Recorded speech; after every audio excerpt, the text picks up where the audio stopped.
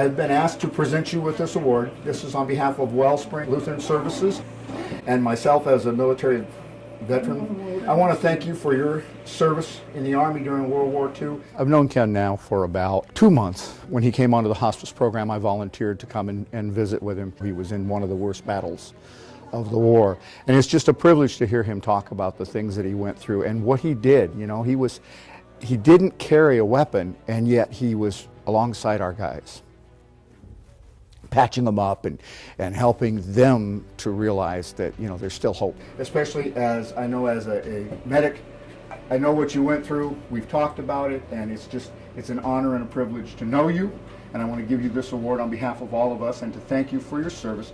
My dad was in the Army, and he served in World War II. We're starting to find out now as he's older, he's starting to come out more and telling us a little bit more of what he went through.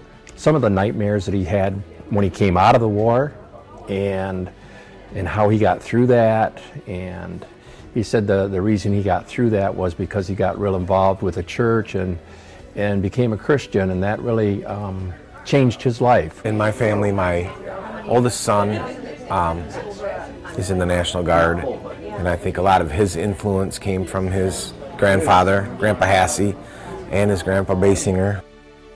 We come from a long line of military people, Air Force, Marine, Army.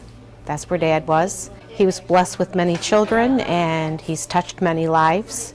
He just turned 95 last week, and I'm glad that he was able to share his story. World War II, because that was the biggest battle that I personally had, and it was the largest battle that our country had at that time.